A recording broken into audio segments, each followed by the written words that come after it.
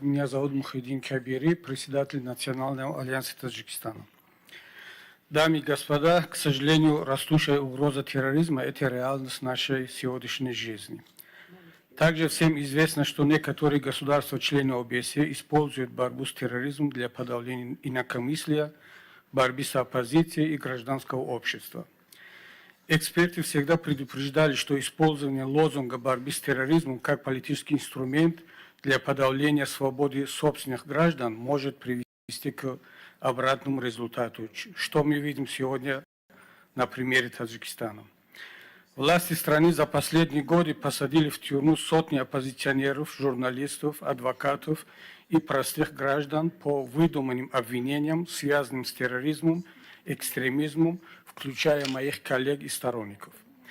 В то время как основные причины возникновения и роста экстремизма, как безработица, коррупция, семейное правление страны и отсутствие свобод, остаются нерешенными.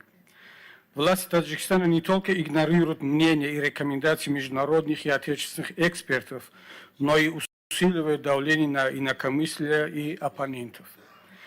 Более того, они научились использовать международную и региональную политическую ситуацию, международные правовые и финансовые механизмы по борьбе с терроризмом, а также нерешительность международного сообщества в свою пользу.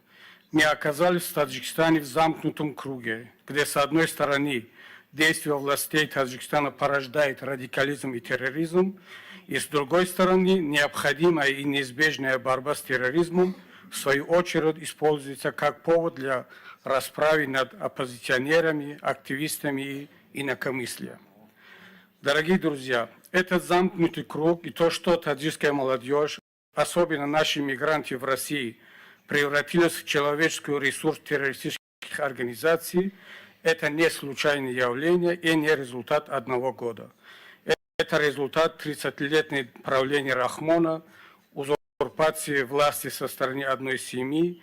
Это результат уничтожения гражданского общества, оппозиции и независимых СМИ. И самое печальное – это результат бездействия и безразличия международного сообщества. Мы раньше рекомендовали из этой трибуны, еще раз повторяем, что пора запускать московский механизм ОБСЕ по трагическим событиям в Горном Бадахшане Таджикистана. Также использовать все необходимые меры для того, чтобы вывести Таджикистан из этого замкнутого круга, созданного режимом Рахмоновым. Спасибо.